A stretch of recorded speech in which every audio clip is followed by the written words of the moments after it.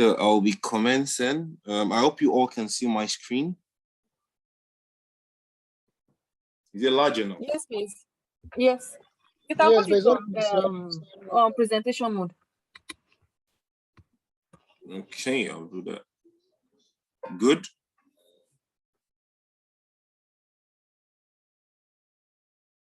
Is it okay now? Yes. All right. All right, thank you very much. I'll be taking this session and then I'll be entertaining questions as soon as I'm done. All right, so the last time we had a brief exposition to OET writing. I think that was Dr. Ifyok, one of the tutors at Excel OET Academy. He was able to put us through how to write the address, okay, and that was done last week. All right, so because of we're doing a personal coaching sessions with our candidates, our students in the academy for writing, we thought that it would be good for us to have a common knowledge on how to write introductions for the OET writing part. As I said earlier, the OET writing is just one writing. You don't have multiple writing, just one. Okay, it's not like the IELTS where you write one abstract and another one, maybe a process or a diagram or something. This is just one letter, all right? And then it could either be a referral letter, it could be a discharge letter, and then it could also be, so I'll be changing the slide. So this is just for the introduction. Now, there are key things you need to know while writing an introduction for your letter. 3 main things. First, what's the chief complaint, right, of that letter, right? The case note that you got in front of you that you want to convert into a letter format. What is actually the chief complaint or the major diagnosis, or what's the chief diagnosis, you know, for that particular letter or that case note that is right in front of you? It's very important that it forms a component of your introduction in any letter that you're writing, be it referral letter, transfer letter, or discharge letter.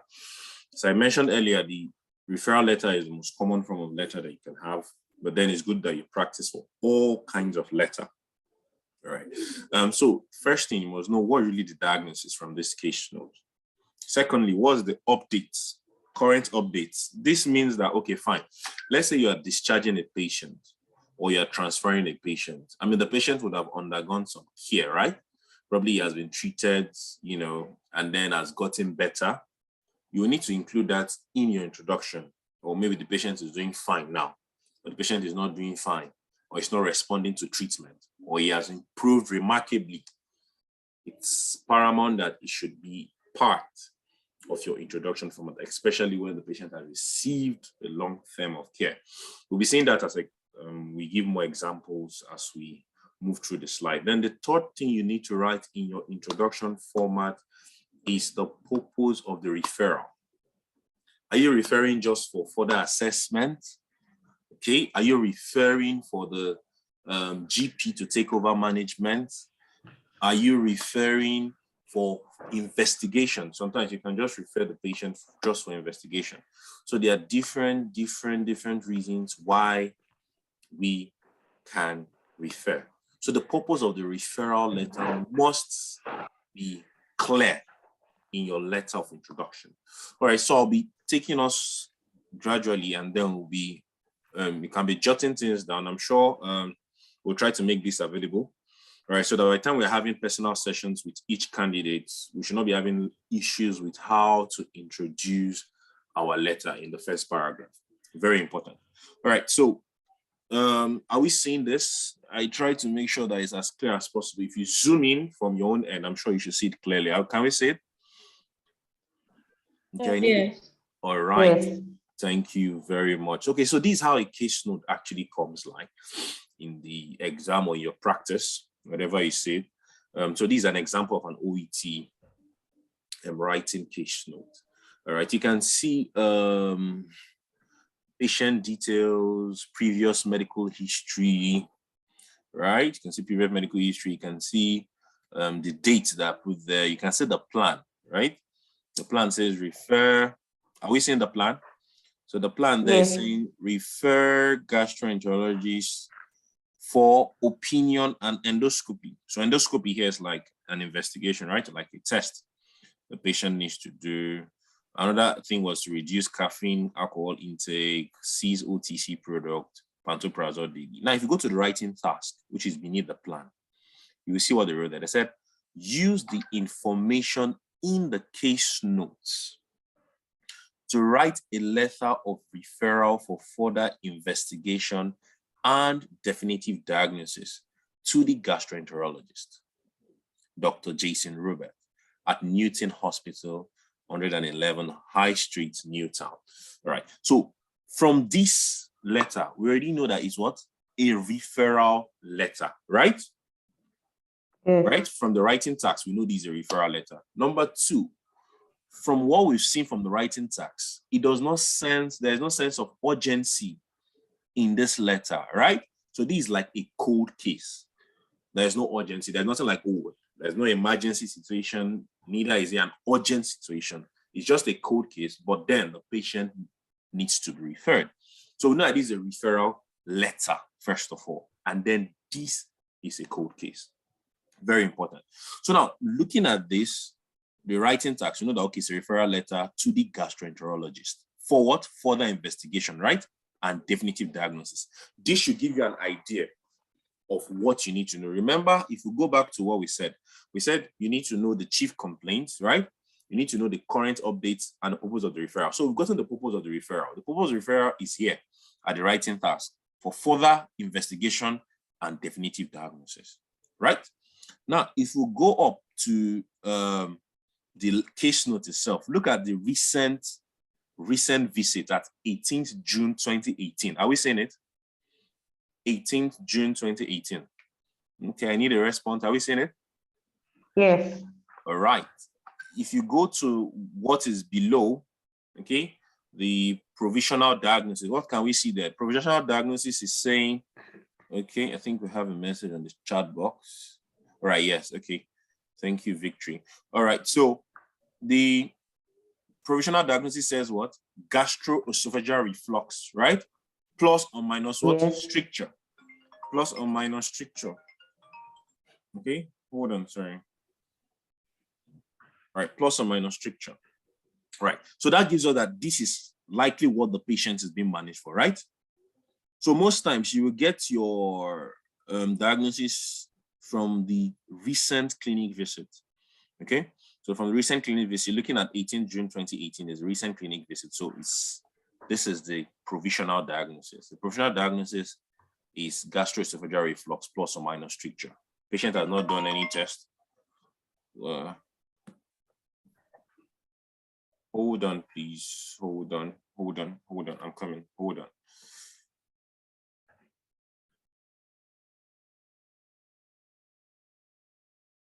Hello?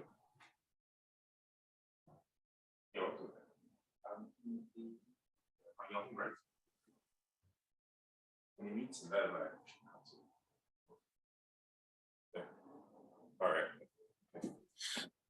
Yeah, sorry. Can you hear me? Yes. All right, thank you. So you can see that the diagnosis, we already have an idea of what the diagnosis is, and that's gastroesophageal reflux plus or minus stricture. All right, so that goes back to the chief complaint. So the chief complaint is, we're approving this patient for gastroesophageal reflux plus or minus stricture. So we've gotten to what's the current update? Well, if you look at it, the patient did not really have so many clinic visits. If you look at it, the visits, the date that was stated there was 18 June 2018. So in a way, we can't really give so much about the update because the patient has not gone through several treatments or management that will say, okay, fine, we can now gauge and say, okay, has the patient done well? Has he recuperated properly? Or has the condition deteriorated? We cannot really say that, okay? So this is how a cold case can be. And then how can we write an introductory paragraph to this letter? Now, I'll give you multiple ways. You can use any of them. All right, and I'll advise you to learn at least two because you cannot use everything in the exam. You cannot say write one introductory paragraph and I say slash, and I'll be giving you a thing, or use another one, or just choose one and follow it through. Anyone that you can learn properly and then you can use it, properly at the exam, it's fine, and then it's selected. Now let's look at this together. Now look at this first method. All right. So I'm talking about referral letter for cold cases. So look at the first one now. I am writing to refer Miss Annie Hall. Now, if you go up to the previous slide, you see the name of the patient there, Miss Annie Hall. Can we see it at the patient details part? You can see it, right? Okay. Yes. Yes. All right. So if you go here now, I say I'm writing to refer, because it's a referral letter, Miss Annie Hall to you for further assessment and investigation. Remember that in our writing task, it said for what? Further investigation and definitive diagnosis, right? Okay. Yes. Definitive diagnosis is more like assessment. So you don't necessarily have to use the exact words, okay, that you see on the case note. It's left for you to use it and then form a good note from it or a good letter from it. So, but then I just made it look like, okay, fine, it's assessment and investigation. So I'm writing to refer Miss Annie Hall to you for further assessment and investigation. The investigation we know is what? Endoscopy, but then investigation is fine because in the body of your letter, you will still explain that, oh, it's endoscopy that you want. Then I wrote full stop. I said, our clinical findings are suggestive of gastroesophageal reflux with possible stricture. Now look at it. Remember that I will go back to the case note so that we see.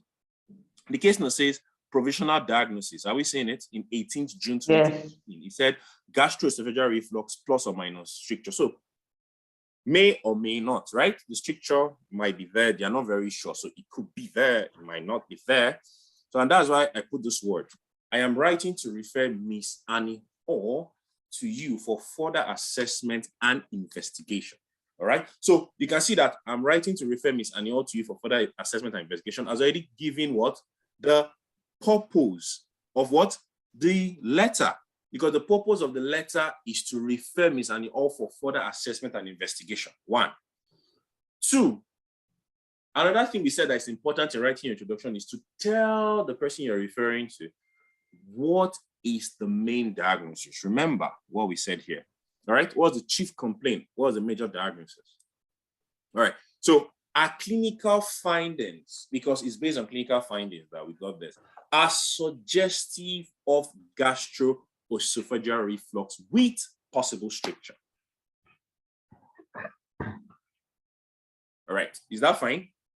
Okay. So you can write it this way. So you can start your referral letter with the purpose of why you are referring the patient, and then you can come in the next line to write the diagnosis. So I am writing to refer Miss Annie Hall to you for further assessment and investigation. Our clinical findings are suggestive of gastroesophageal reflux with possible stricture. Fine and good. You've given the gastroenterologist the full knowledge or the idea of what you are referring Miss Annie Hall for. So that's the first one. The second one, you can either use this. Okay, another way of writing is thank you for seeing Miss Annie Hall.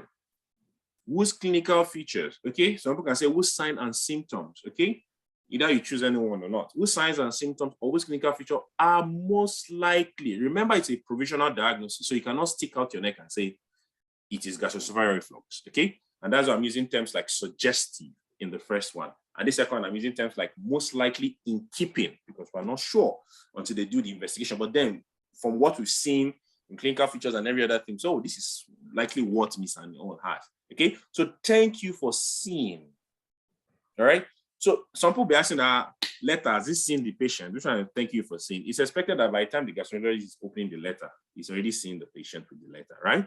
So that's why we're using this kind of word. Thank you for seeing Miss Annie Hall, whose clinical features are most likely in keeping with gastroesophageal reflux with possible stricture, right? I didn't put possible stricture, but you can put possible stricture, but that was an error, okay? With possible stricture. Full stop. So you can see in this particular one, I started with what? What did I start with? I started with the what? Diagnosis, right? Hello, can you hear me? Yes, we can hear you. I started with the diagnosis, right? So you can twist it And then I use thank you for seeing. So thank you for seeing Miss Annie Hall, which clinical features are most likely in keeping with gastroesophageal reflux with possible stricture. You can see I've given the diagnosis. Full stop. Why am I referring? I am referring her to you for further investigation and evaluation. Simple. With this, you scored the maximum score you can have in your introduction. Is it clear? Yes. Okay. Yes. All right. So thank you for seeing Miss Annie Hall, which clinical features are most likely in keeping with gastroesophageal reflux with possible stricture. I am referring her to you for further investigation and evaluation. As I said, you will have access to this so that by the time you're writing your letters, you will not be having any issues with how you introduce. Very important that you know how to introduce. Very important. It sets it running. I mean, imagine the person reading it and say, oh, wow, this is a fantastic way of introducing. The person just gets on the mood and wants to read your letter to the end. So your introduction is very, very key in also having a good score in your writing. So there are other ways. And I say you don't need to learn everything. We're just going to introduce you to everything that you need to know, but then pick one or two and then be conversant with it and use it regularly, because the key to writing success is by you writing regularly, okay? And we at Excel OET Academy will ensure that we're reviewing and correcting where necessary, okay? So now the third one says, Miss Annie Hall is being evaluated for gastroesophageal reflux with possible stricture. You can use this. I mean, that's what she's been evaluated for, right? We're evaluating her for gastroesophageal reflux with possible stricture. Full stop. I am referring her to you for further investigation and assessment. As simple as possible. So it's either you're starting with the diagnosis and then continue with the reason of the referral, or you can start with the reason of the referral and come along next with the diagnosis. So you can see this is simple. Miss Annie Hall is being evaluated for gastroesophageal reflux with possible stricture. I am referring her to you for further investigation and assessment. Okay, so this is another way. This is the third way of writing it. Okay, now the fourth way of writing this is saying, I am writing to refer Miss Annie Hall for further investigation and possible endoscopy. All right, she presents with clinical features in keeping, right? As I said, because it's still a provisional diagnosis, meaning that there is a tendency that the diagnosis can change, all right? So it might or may not be it, but then from what we saw from the clinical findings, it's in keeping with gastroesophageal reflux with possible stricture, all right? So I am writing to refer Miss Annie Hall for further investigation of possible endoscopy, right? She presents with clinical features in keeping with gastroesophageal reflux with possible stricture. All right. Is it clear? Are we following? Yes. All right. So as I said, any of those formats are good. All right. You're not going to be penalized if you use one over the other. The main thing that capture what is important. And as I said, we went to the writing task. We found out that it's a referral letter. We also looked at the writing task. We also found out that we are sending this patient for investigation and definitive diagnosis. And we also looked at the diagnosis from the recent visits.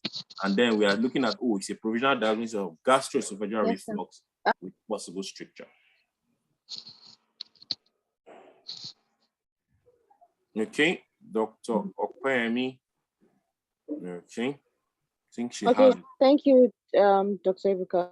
Yes. My question is, what if the patients have gone through a series of follow-ups and eventually you want to refer this client? And the outline you gave us to keep complaint the current update. Are we supposed to put that maybe there's a current update on this client? Yeah. So during the follow-up visit, as in, yes. Is it the latest one we're supposed to put? Okay. And how can you give us an example of such, please? Thank you. All right. Okay. I think Dr. Denike also has a question. Maybe I'll just take that and then answer that. Okay, thank you very much. The last write-up, I have a question. So you said I'm writing to refer Miss Annie Hall for further investigation and possible endoscopy. Like you already said investigation, like why are we also writing endoscopy? I don't know if you get my question. Okay, all right, I got a question. Thank you very much, Dr. Adenike and Dr. Koyemi. All right, so Dr. Koyemi is asking, where is the place for current updates? As I said, I'm still going to give more examples and you see where updates will be used. But I said for this, it's not like every time you might use updates. If you don't see a trend, maybe the patient have not been managed for a long time and then you've not gotten any update whether the patient is doing fine or not, you might not include the current update. All right, but I'm still going to give you an examples as we move forward. You see where it's being used. Okay, but then if you don't have that, this is just a single clinic visit.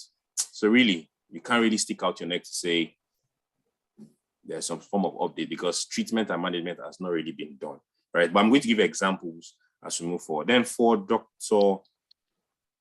Okay, so I think it was an error. So this will be further assessment and possible endoscopy. Are you there? Yeah. Okay, all right, so it's further assessment and possible endoscopy. Yes, further assessment and possible endoscopy. Is that fine? Yes, thank you. All right, thank you very much. Okay, so Dr. Okwe, I will still get back to you and we'll all benefit from it. Thank you all for your question. Now, this is another letter. All right, who can tell me, is this a cold case or is this an urgent referral? I need responses.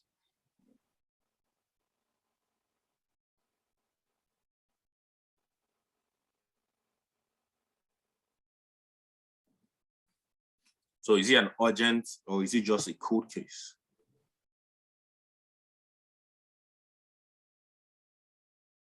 I'm waiting for your response.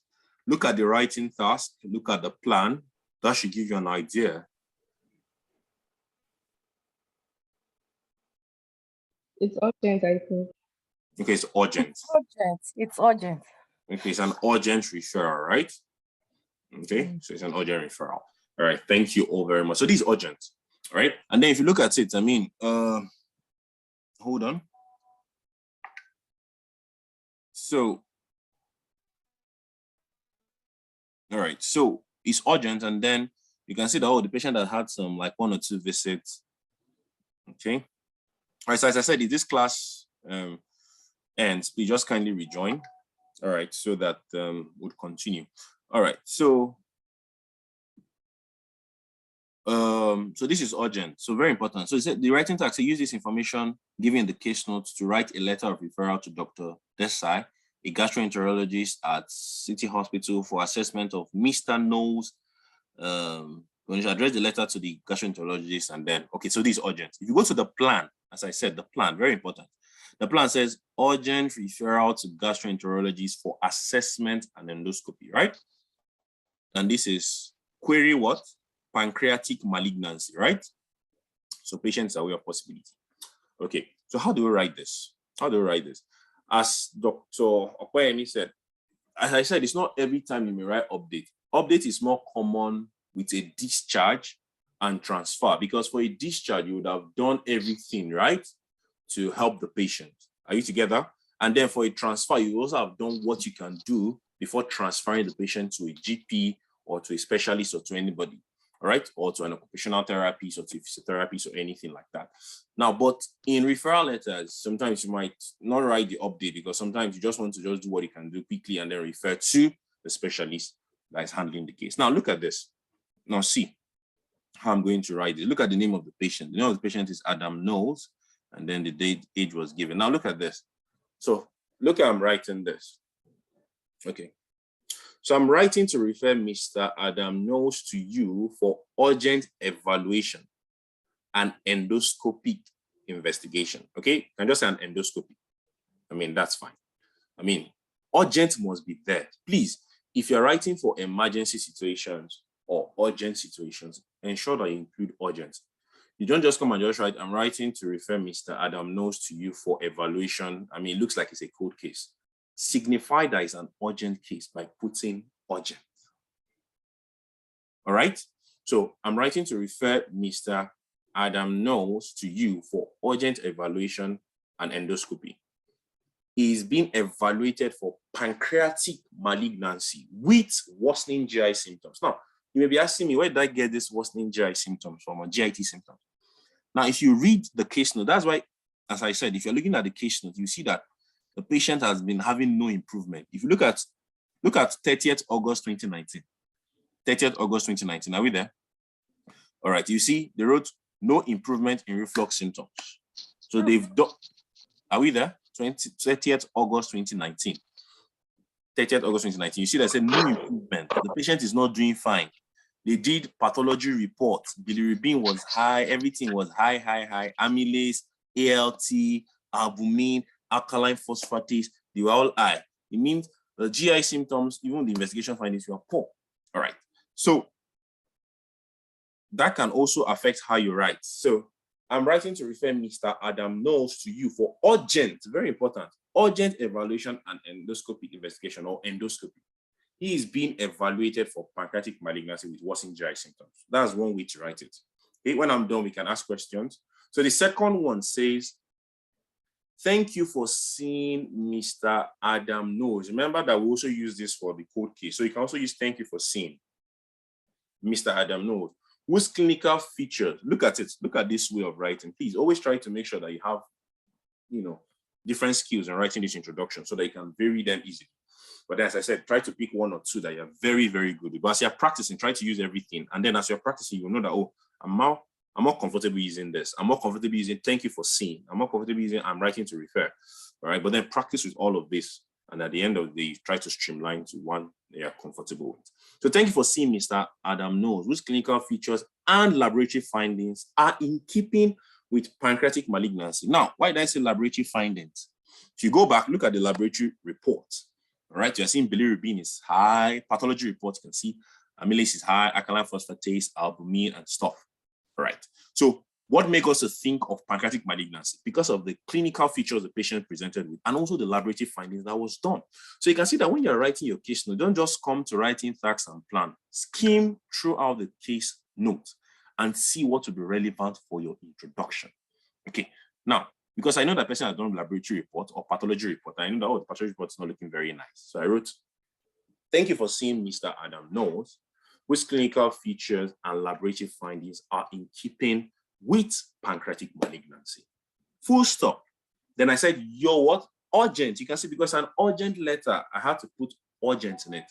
Your urgent assessment and further investigation would be appreciated or would be beneficial. Anyone you want to use would be appreciated. Okay. So I'll go through it again. Thank you for seeing Mr. Adam Knowles, whose clinical features and laboratory findings are in keeping with pancreatic malignancy. Okay. Your urgent assessment and further investigation will be appreciated. You can see you can use will be appreciated. Very fine. Good way of writing this. Okay. Now I'll take us to the third way. Very simple. Is someone saying something?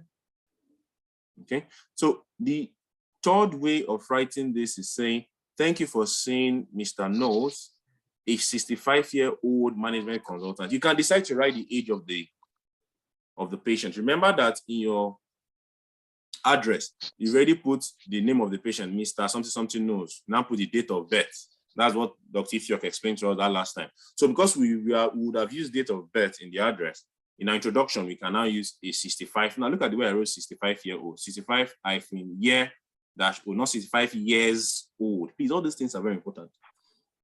Look at the way I wrote that 65-year-old. This is how you should write it. This is a standard way of writing it. Okay, so thank you for seeing Mr. Knowles. You can decide to write the age or not. If it's important, you put it there. If it's not important, but then it doesn't really matter. All right, but I decided to use it because this is another way of writing it. Okay, so thank you for seeing Mr. Knowles, a 65-year-old management consultant who requires urgent investigation of his upper GI symptoms. This is simple and straightforward. Okay, all right, because you say, what's the condition? Remember I said it could either be a diagnosis or something that you're probing. So the condition there is the upper GI symptoms. All right, why are we referring this patient? We're referring for urgent investigation. Yes, so thank you for seeing Mr. Knowles, a 65-year-old management consultant who requires, so we stated the purpose. What does it require? The purpose is it requires urgent investigation. For what? Of his upper GI symptoms. Right. You can write of what? Probable pancreatic malignancy. That's also fine. Okay, but then if you read through the case now, you see that, oh, it had some upper GI symptoms, so they are probing, okay, pancreatic malignancy. So anyone you choose is fine, right? But the main thing is look at the case note and then summarize your introductions in this manner. This is very simple and straightforward. Now, the fourth one said, I would like to request that you urgently, now, I'm always emphasizing that you use urgent because it's an urgent letter.